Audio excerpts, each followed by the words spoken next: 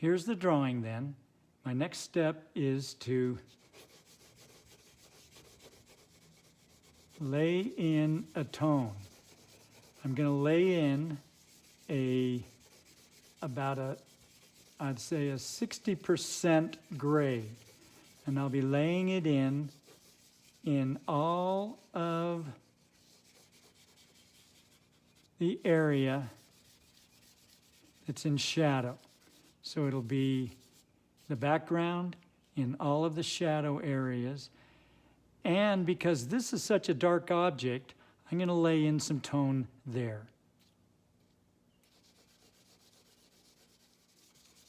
Notice, as I've laid in this tone, I'm not drawing around or kind of coloring it in a sense. I'm just treating it as a flat shape and just laying in tone. I'm going to put in a little bit more back here in the background. So there's the first step after having put in the actual drawing itself. Notice I have not laid any tone in the areas that are receiving light, except for this object here. It's receiving light there, but it's such a dark object, I went ahead and put in tone.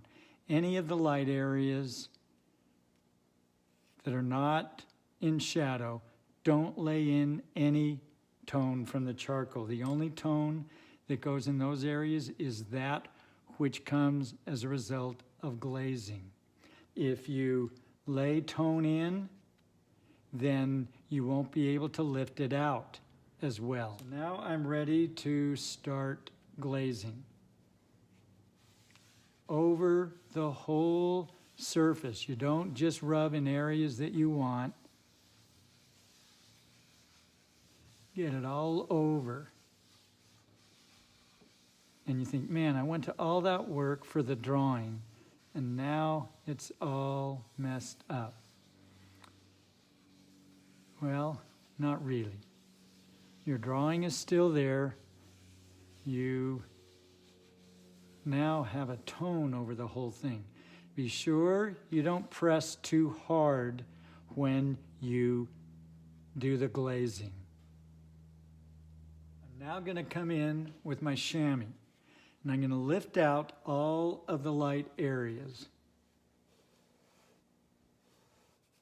As I get down towards the halftone, I lighten my touch.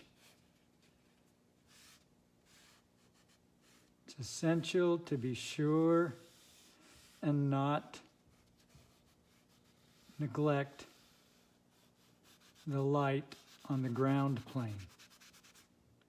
Right now, I'm not making really any differentiation between the lighter parts and the halftone. The reason I'm not making a differentiation is because the amount that I'm lifting off right now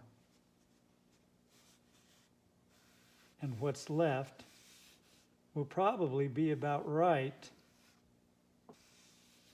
for the halftone.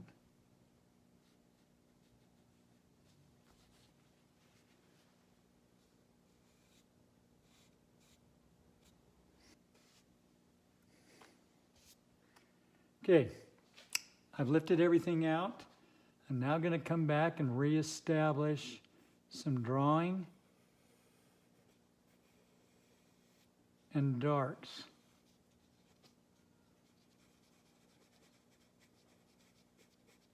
There's a cast shadow. I'm going to leave that area there lighter. For the reflected light of the underside of that lip. Emphasize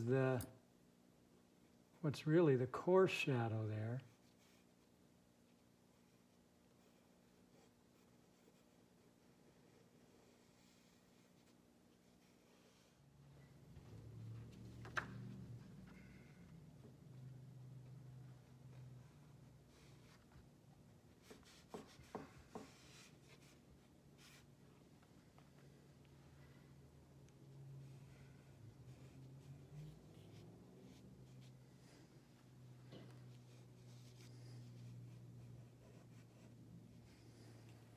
So again, just reestablishing drawing and darks.